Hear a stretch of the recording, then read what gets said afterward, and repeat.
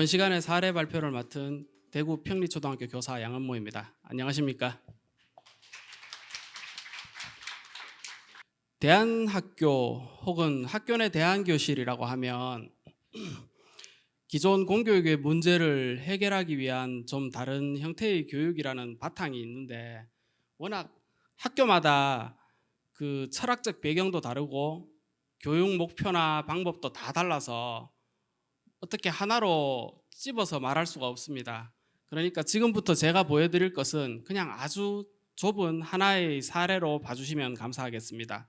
우선 목차부터 설명을 드리겠습니다. 첫 번째, 줄탁동시 대안교실이라는 것은 동영상의 제목입니다. 줄탁동시는 교사라면 모두 아시는 건데 동양의 옛날 교육학의 중요한 개념입니다. 병아리는 계란 안쪽에서, 그리고 어미닭은 계란의 바깥쪽에서 동시에 껍데기를 쪼아댄다는 뜻인데, 제가 영상 속에서 이것을 직접 관념적으로만이 아니라 직접 구현해 보였습니다. 그리고 대안교실의 아이들은 제가 맡았던 학생들의 특성이고요. 세 번째, 각자의 흥미에 맞는 교육이란 것은 제가 대안교실을 운영했던 방식입니다. 그리고 마지막으로 그 결과 순서로 보여드리겠습니다.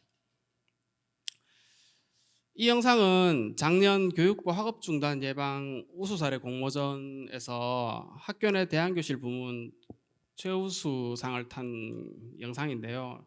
UCC 동영상입니다. 재작년에 저희 학교에는 아주 유명한 문제아가 하나 있었습니다. 반 친구 중에 하나를 찍어서 맨날 때리고 괴롭히고 1년 내내 담임 선생님과 대화를 전혀 하지 않고 학습지나 가정통신문 나눠주면 국에서 던져버리고 수업 도중에 뛰쳐나가고 그런 아이였는데, 학교를 그만두었다가 다시 돌아왔어요. 그래서 5학년을 앞두고 있었는데 저희 교장 선생님이 시교육청에 문의를 상담을 좀 했더니 이런 아이가 있는데 어떻게 해야 되겠냐 그랬더니, 그럼 학교 내 대안교실 한번 만들어 보라. 그래가지고 이 학생 한 명을 위해서 일단 대안교실을 만들기로 했어요. 그런데 아무도 얘를 안 맡으려고 하는 겁니다. 그래서 제가 맡게 되었는데, 이 형태가 얘가 이제 5학년이 되면서 원래의 소속 학급과 담임 선생님이 있고 아침에 등교하면 거기서 얼굴만 비추고 대안교실에 와서 저랑 하루 종일 함께하는 그런 형태였습니다. 그래가지고 저는 학년이 끝날 때 학생한테 추억을 선물해 주려고 사진이랑 동영상을 틈틈이 많이 찍어 두었는데 2학기가 되니까 이런 공모전을 한다는 겁니다. 그래서 그럼 내가 찍어 놓은 거 그냥 묶어서 편집해서 보내면 되겠는데 싶어가지고 동영상 편집이란 걸 처음 해보았거든요. 그래가지고 좀 조잡하게 만들어서 보냈는데 이게 소재가 특이했는지 심사위원들이 좋게 봐주셔서 상도 주시고, 올해는 제가 일반 학급으로 돌아갔는데 이렇게 이 자리에 서게 되었습니다. 그래서 제가 대안교육과 관련된 경력은 작년 1년이 전부입니다. 일단 영상 한번 보시겠습니다. 혹시 조명 꺼주실 수 있습니까?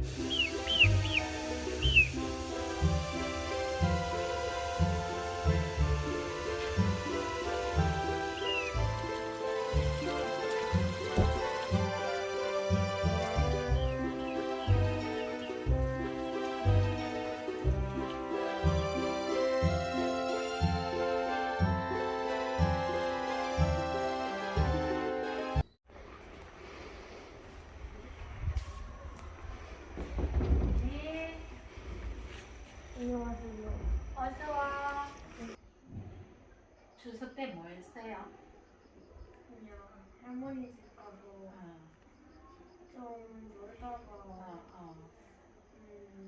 사촌의 저희 집에 다 와서 하는 그런 것도 보고 있어요.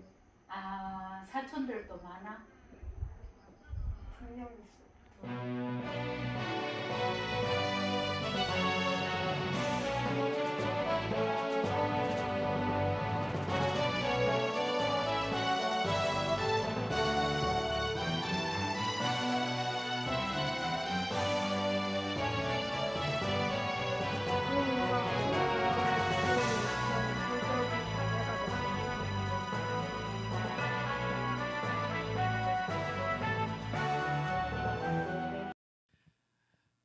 이 영상은 마지막에 인터뷰만 제외하면 나머지는 연출이나 뭐 연기 같은 설정이나 연기 같은 게 전혀 없는 기록입니다.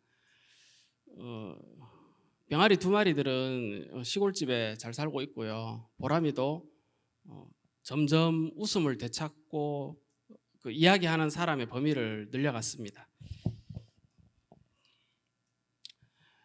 지금부터는 제가 맡았던 특별한 아이들에 대해서 간단히 설명해 드리겠습니다. 저는 총 4명의 아이들을 데리고 있었는데요. 처음에는 보람이 1명이었습니다. 순차적으로 하나씩 늘어났고 3번, 4번 아이들은 2학기 때 들어왔습니다. 글자가 잘 안 보여 죄송합니다. 보람이는 5학년 남자아이인데요. 양심의 가책을 느낄 수 없었습니다. 이게 그냥 성격이 나쁜 거랑은 좀 다르죠.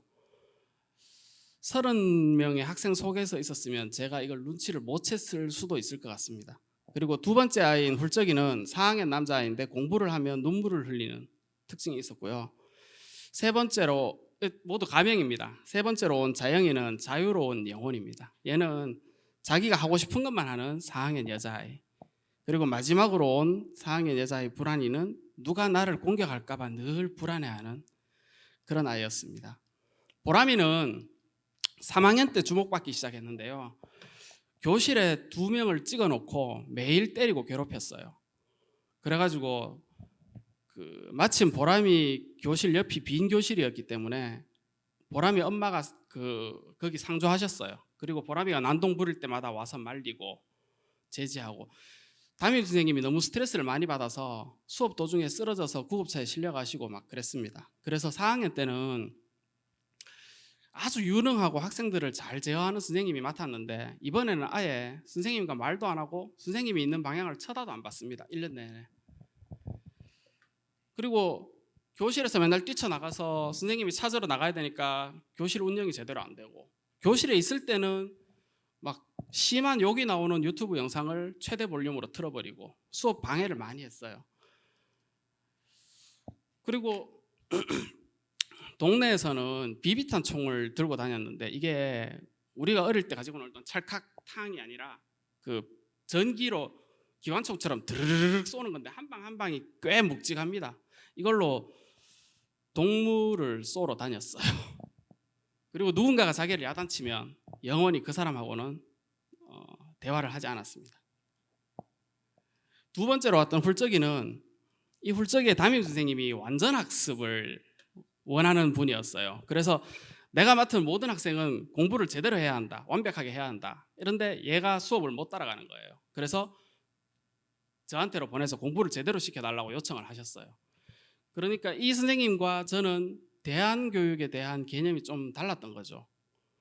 그래서 데려다 공부를 하려고는 하는데 전혀 학습이 안 되고 눈물만 흘리는 거예요. 소리도 없이. 그리고 외우냐고 물어도 자기도 모르겠다고 하고. 그래서 저는 지능이 낮은 것 같아서 담임 선생님한테 얘 공부 너무 푸시하지 마십시오. 지적장애지 싶다. 그래도 담임 선생님은 열심히 하면 다 된다. 그렇게 요지부동이셨어요. 그러던 어느 날 훌쩍이가 종이 한 장을 턱 내밀었는데 제가 원하던 그 정보가 담겨 있었습니다. 웩슬러 지능검사 IQ 69라는 종이를.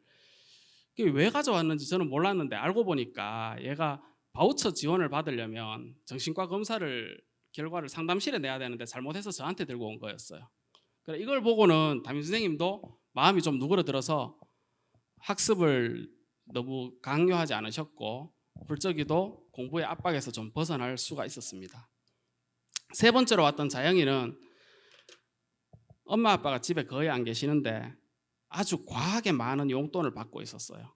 그리고 학교를 그만두고 집에서 노는 언니가 있었고 학교에 나오고 싶을 때만 오고 와도 급식 메뉴 보고 먹고 싶을 때만 먹고 그리고 난 언제든 학교 그만둘 수 있어 라고 생각을 하는 아이였습니다. 마지막 아이인 불안이는 4학년 여자아이인데요. 1학년 때 친구한테 팔을 물렸답니다. 그날 이후로 아이들을 무서워하게 돼서 학교에를 안 가려고 했어요. 그래서 저희 학교로 전학을 왔는데 엄마를 집에 안 보내주는 거예요. 그래서 엄마가 늘 교실이나 복도에 같이 있었습니다. 대안교실에도 엄마가 같이 있는 날이 아주 많았습니다. 자, 그래서 제가 어떻게 운영했느냐 하면 저는 학교란 곳은 기본적으로 배움이 있어야 하고 교과서를 좀 벗어나도 어떻게든 학습이 일어나야 한다고 생각했기 때문에 교과서를 중심으로 해서 학습 내용을 확장해 나갔습니다. 보람이가 하고 싶은 것 중에 교실에서 해도 괜찮을 만한 것은 일단 레고가 눈에 들어오더라고요. 그거 시작해서 처음에는 네가 하고 싶은 거 하나 했으니 선생님이 하고 싶은 것도 하나 할까 하니까 순순히 따라주더라고요. 왠지 제가 무서웠는지 잘 모르겠는데 그래가지고 이거저거 다 시도를 해봤는데 생각보다 과학에 상당한 흥미가 있었습니다. 그래서 되게 충실하게 심도 있는 학습을 많이 할 수가 있었습니다. 그리고 곤충 채집 원래 이거 교실을 뛰쳐나가서 혼자 하던 것도 곤충 채집이었기 때문에 저도 좋아하는 거라서 같이 많이 했습니다.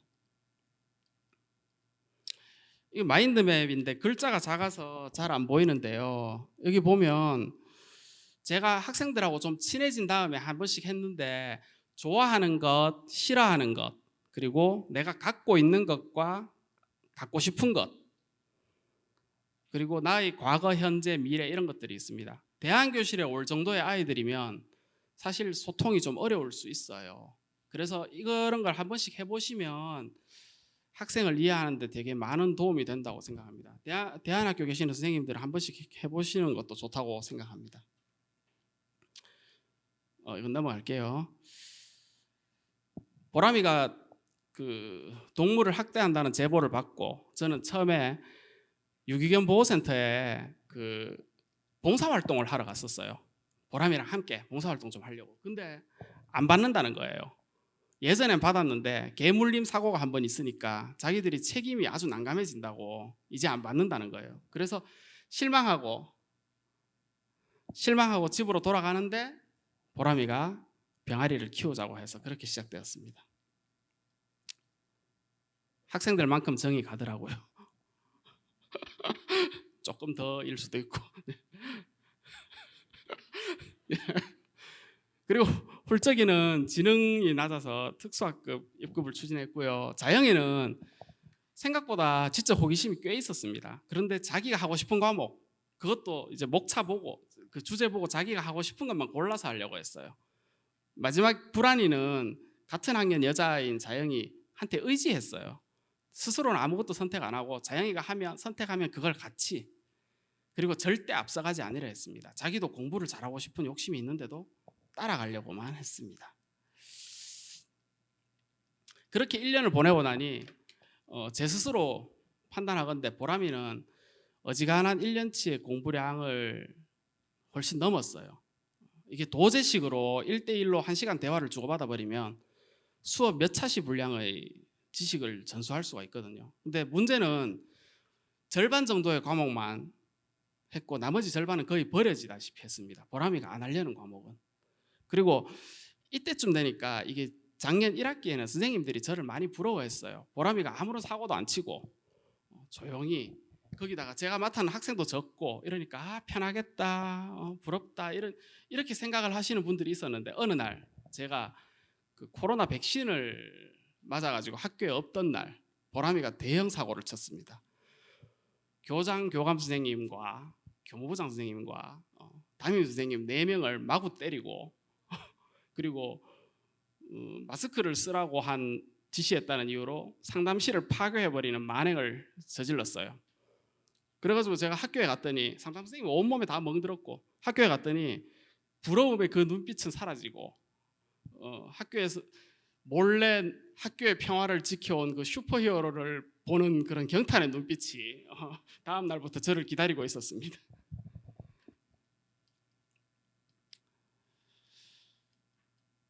홀적이 같은 경우는 지적장애 학생에게 어떻게 공부를 시켜야 되는지 제가 잘 모르겠더라고요. 그래서 보드게임 같은 거 하다가 뭐 그게 답니다. 자영이는 수다 떠는 걸 좋아해서 정말 많은 이야기를 했습니다. 4학년 여자아이입니다.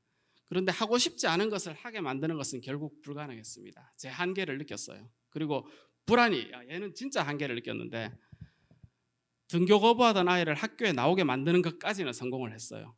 하지만 끝까지 저한테 마음을 열지 않고 벽을 탁 쳤습니다.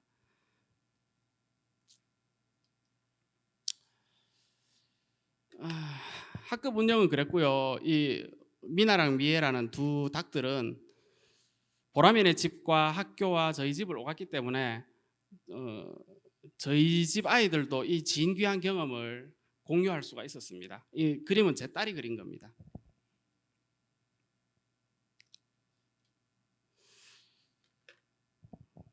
그리고 책 광고는 아닙니다. 책도 뭐 썩 좋은 책인지는 잘 모르겠고 창가이 토토라는 책인데 쿠로야나기 테츠코라는 일본의 국민 배우가 자기 어릴 때 문제 알아서 학교에서 쫓겨나서 대안학교를 다녔는데 그때의 경험을 써놓은 책이에요.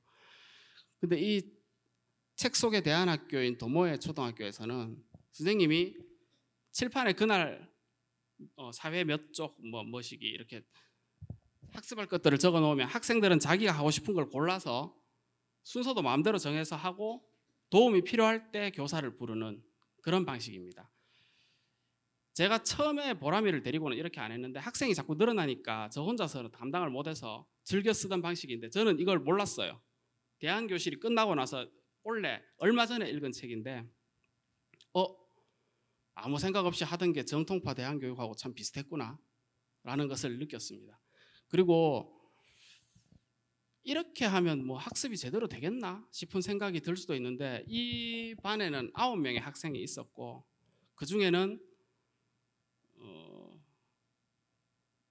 훗날 물리학자도 나왔답니다. 그러니까 공부할 녀석들은 이런 상황에서도 제대로 합니다. 발표는 여기까지고요. 제가 학교 현장에서 느끼는 점인데 대안교육에 대한 인식이 초등하고 중등이 많이 다릅니다. 초등학교에서 대안교육이라고 하면 학교 내 대안교실인데 선생님들은 보통 수업을 방해하고 난동 부리는 아이를 잠시 빼서 맡아두는 곳 정도로 생각을 많이 하셔요. 많이 그렇게 생각하시고 실제로 그런 목적으로 많이 운영이 되고 있습니다.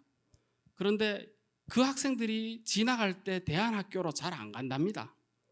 그러면 대안학교, 중고등학교는 도대체 누가 가는가? 그걸 제가 몰라서 알아봤더니 학교마다 스타일이 다 달라요. 어떤 학교는 의사소통에 문제를 겪어서 친구들한테 상처받은 아이들이 모이고 또 어떤 학교는 입시 경쟁과 그 학벌주의를 피해서 모이는 아이들이 많고 또 어떤 학교는 학부모님들이 특별한 교육적 주관을 가지셔서 모이는 곳도 있고 이렇게 스타일이 다 다른데 어쨌든 초등과 중등은 연계성이 별로 없는 것 같습니다. 대안교육에서 그런 걸 느꼈습니다. 그리고 제가 작년에 했던 방식은 올해부터는 볼 수 없습니다.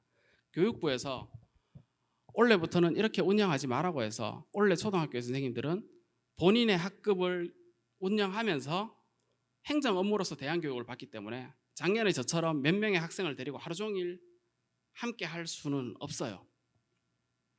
사라졌습니다. 이제 이런 거는.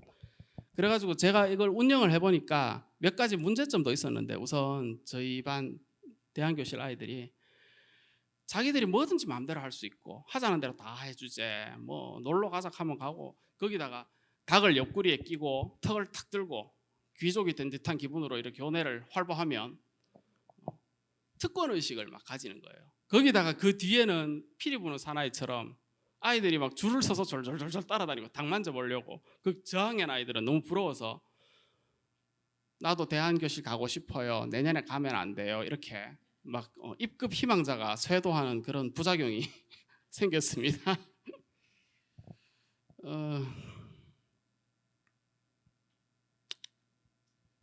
말씀드릴 만한 것은 다 드렸고요.